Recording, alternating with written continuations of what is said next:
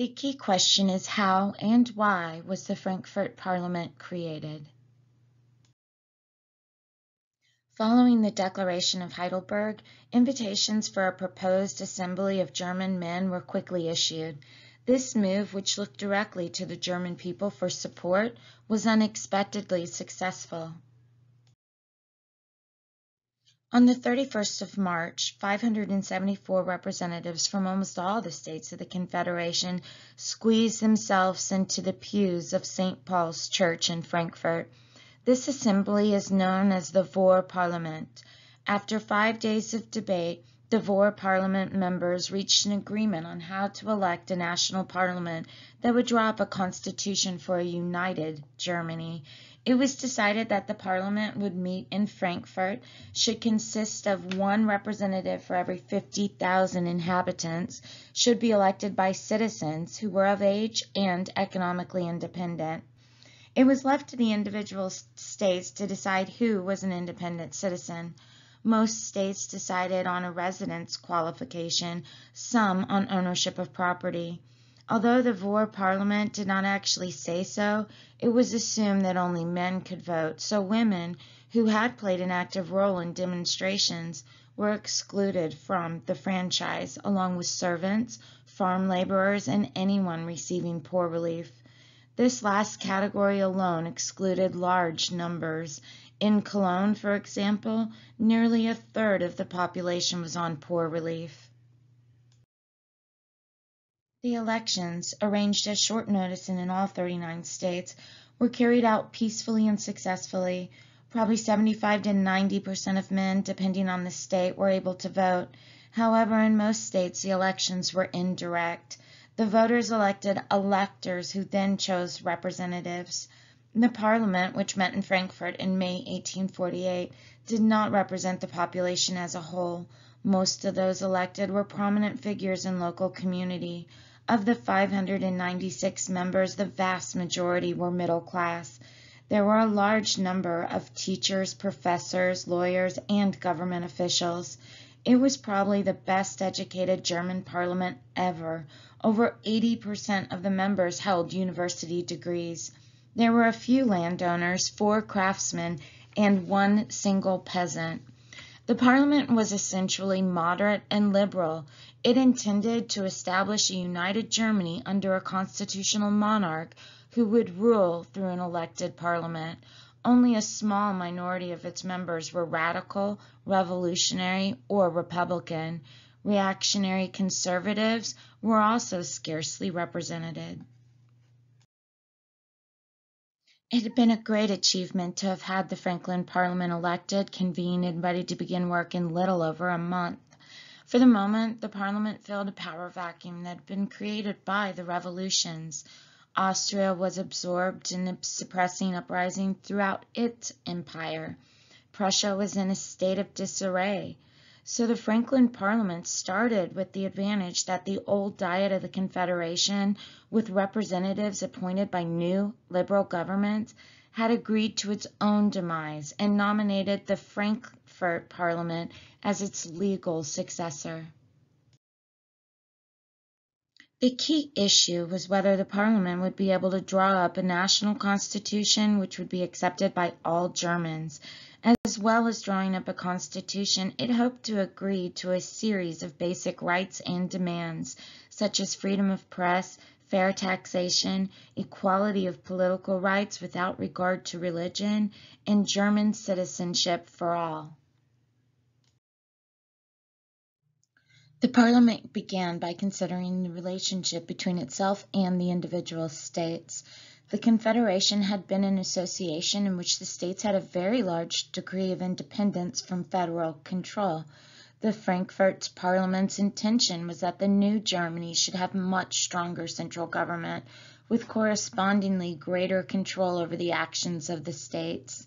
It quickly decided that any national constitution it framed would be sovereign, and that while state parliaments would be free to make state laws, these would only be valid if they did not conflict with that constitution. So by the end of May, the Frankfurt Parliament had declared its authority over the states, their parliaments, and the princes. Now it remained to draw up a constitution and to organize a government. Most members of Parliament accepted that the logical approach would be to agree to a constitution, then to set up a government according to its terms, but it was another matter to find a majority of members who favored any one procedure over carrying out these tasks, or who agreed on the type of constitution that should be established. Without the discipline imposed by well-organized political parties and without leadership provided by outstanding individuals, the Frankfurt Parliament became a talking shop in which it was difficult to reach an agreement on anything. Once it became clear that it would not be possible to reach rapid agreement on a constitution, steps were taken to establish a provincial government to rule in the meantime. But so little was agreed about the specific way in which powers were to be carried out that the provisional central power, established at the end of June, was largely ineffectual. It provided for an imperial regent of the empire to be elected by the Parliament. He was to govern through ministers appointed by him and responsible to Parliament until such a time as a decision about the constitution could be reached. An elderly Austrian Archduke, John, was elected as regent. He was an unusual archduke, married to the daughter of a village postmaster, and with known liberal and nationalist sympathies. He duly appointed a number of ministers, but as they did not have any staff or offices or money, and their duties were not clearly defined, they could do little. As the summer went on, it seemed less and less likely that the Frankfurt Parliament would be able to create a viable, united Germany. Nevertheless, the Parliament did not give up and continued its debate over the Constitution.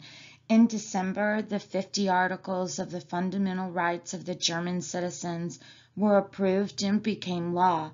For the Parliament to have reached this degree of agreement was an unexpected achievement. The articles included equality before the law, freedom of worship, freedom of the press, freedom from arrest without warrant, and an end to discrimination because of class. Apart from the Constitution, other problems beset the Parliament. One concerned the territorial extent of Germany.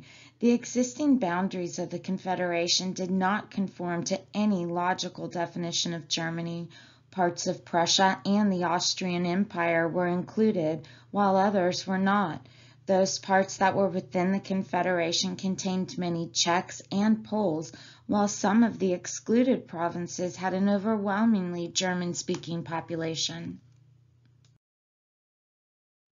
The Austrian Empire, which comprised a host of different nationalities and in which Germans were a minority, was a major problem. Should all the Austrian Empire be admitted into the new Germany? Should only the German part be admitted, or should none of it be admitted? The Parliament was divided between the members who wanted a greater Germany, which would include the predominantly German-speaking provinces of Austrian Empire, and those who favored a little Germany, which would exclude Austria but include the whole of Prussia. The Greater Germany plan would maintain the leadership of Germany by Catholic Austria, while the Little Germany plan would leave Protestant Prussia as the dominant German state. The Parliament was unable to decide between the two proposals, and the debate dragged on inconclusively. It had been an article of faith among most European liberals that all people would live in peace and harmony once they had thrown off the yoke of oppression. The events of 1848 and 49 were to destroy these naive illusions. Relations between the peoples of Central Europe deteriorated as national conflicts broke out between the Magyars, the Czechs, the Croats, the Poles, Italians, and Germans. In general, the Frankfurt Parliament had little sympathy for non-Germans within Germany. Not wishing to see a loss of German power, it opposed the claims of Poles, Czechs, and Danes for territory seen as part of Germany, namely Posen, Bohemia, and Schleswig-Holstein. The Parliament applauded many of the actions of Austria in re-establishing control in Prague and in northern Italy. From the start, the Frankfurt Parliament lacked real muscle. Unable to collect taxation, it had no financial power, nor did it have an army. The only army in any way capable of acting as a national army in 1848 was the Prussian one. A Prussian general was appointed as Minister of War, but he agreed to accept the post only on the condition that he would not be expected to act in any way contrary to the wishes of the King of Prussia. As Minister of War, he did try to persuade the rulers of Bavaria and Austria, the only other states that had armies of any significance, to join with Prussia if exceptional circumstances should make it necessary to field a national German army, but he failed. Without an army loyal to it, the authority of the Frankfurt Parliament remained theory rather than fact. The Parliament was not in tune with the views of a large segment of the working class. German artisans established their own assemblies in 1848, the two most important being those meeting in Hamburg and Frankfurt. The industrial code put forward by the Artisan Congress in Frankfurt, as well as regulating hours of work and rates of pay, proposed to retain the restrictive practices of the old guild system. The Frankfurt Parliament delegates were mainly liberal, regarding political freedom and economic freedom as inseparable principles. They rejected the industrial code out of hand. Many workers lost faith in the Frankfurt Parliament. The Frankfurt Parliament was seriously divided. The radical minority who wanted to do away with the princes and replace them with a republic found themselves in conflict with the majority of liberal members who wanted a moderate settlement which would safeguard both the rights of individual states and of the central government, and with a minimum of social change. There was also a small conservative group who wanted to preserve the rights of individual states and ensure that neither the Frankfurt Parliament nor the central government would exercise too much control. These groups were simply loose associations within which there were many shades of opinion. In addition to the three main groups, there were a large number of independent, politically uncommitted members. For much of the time, it proved impossible to resolve the differences between the members sufficiently to reach any decision. The Parliament was handicapped by its unwise choice of leader, Henrik Gagern. He was a distinguished liberal politician, sincere and well-meaning, but without the force of character needed to dominate the assembly. Events in Schleswig-Holstein showed the Parliament's weakness. Denmark's decision to absorb the two provinces brought a noisy protest from Frankfurt. Lacking an army of its own, it had to look to Prussia to defend German interests. Prussia did occupy the two duchies in April and May of 1848, but King Frederick Wilhelm IV, aware of Russian and British opposition and doubting the wisdom of war with Denmark, agreed in August to an armistice at Malmö. The Frankfurt deputies regarded the Prussian withdrawal from Schleswig-Holstein as a betrayal of the German national cause, but could do nothing about it. Radicals from both within and outside the Frankfurt Parliament continued to demand widespread political and social reform. Some 200 delegates representing radical associations from across Germany met in Frankfurt in mid-June.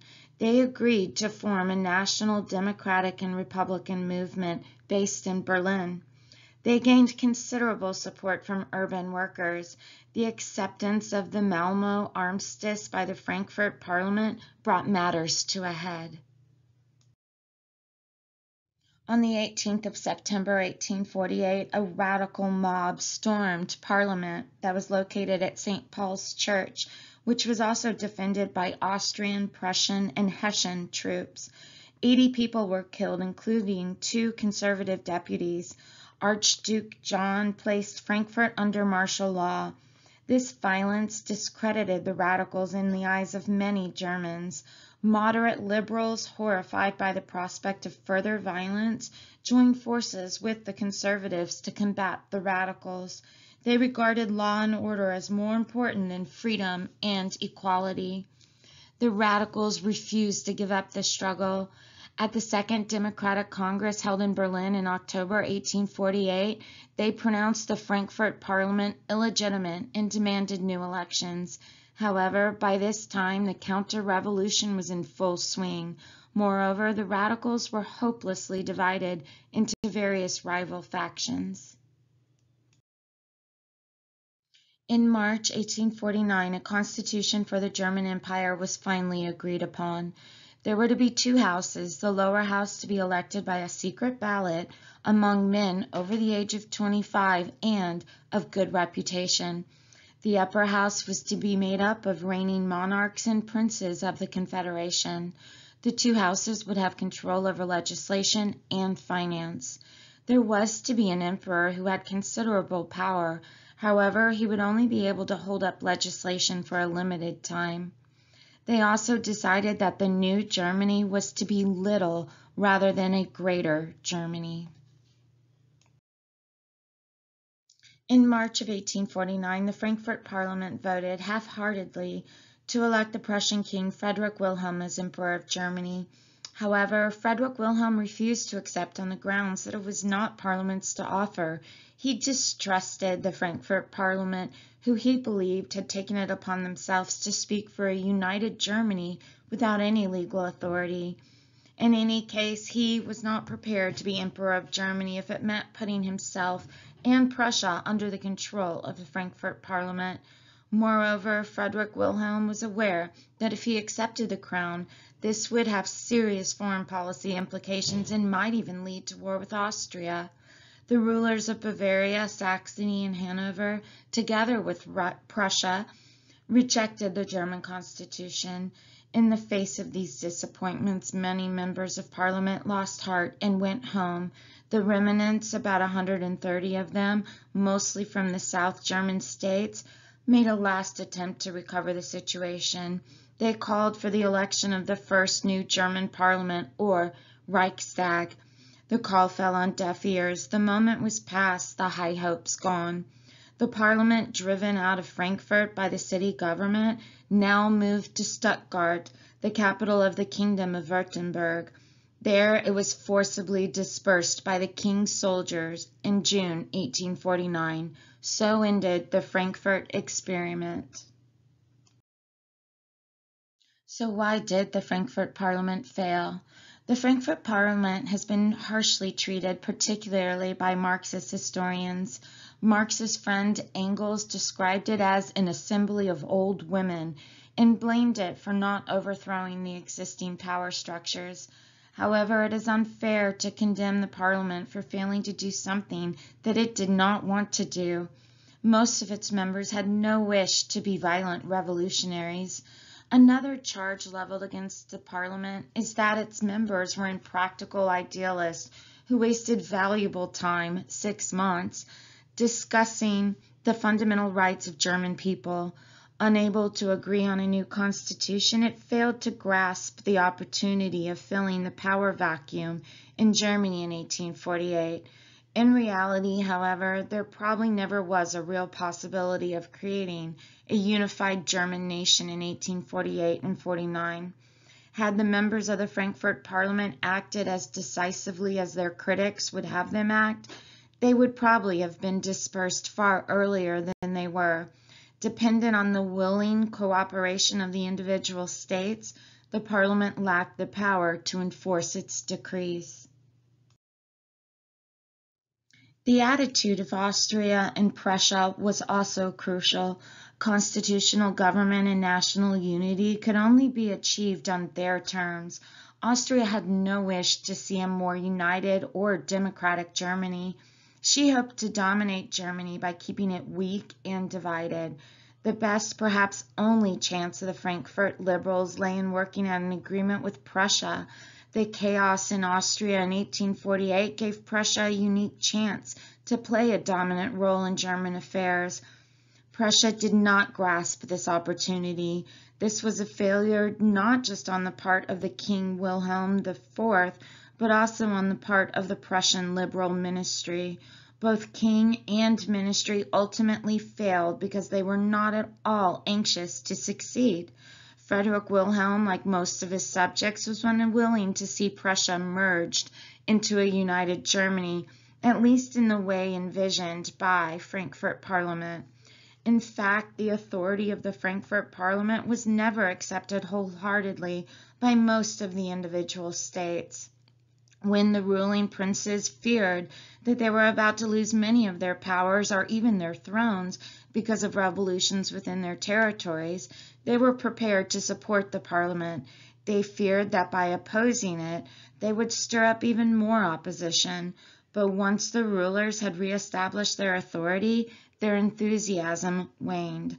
Attractive as might be the idea of a united Germany in theory, in practice they had no wish to see their powers limited by liberal constitutions and a strong central authority. When the Austrian Emperor Franz Joseph regained control of all his territories in 1849, all hope of the Frankfurt Parliament experiment ended. The Austrian government opposed all revolutionary change. Once effective Austrian opposition was established, no other ruler dared to be seen to be taking the lead in establishing a German empire. While for a time, especially in 1848, the Frankfurt Parliament was successful, probably due to revolutions in individual states, by 1849 the Frankfurt Parliament, which had once been seen to offer the way forward for national revival, became an irrelevance and an embarrassment. Most rulers were pleased to see it go.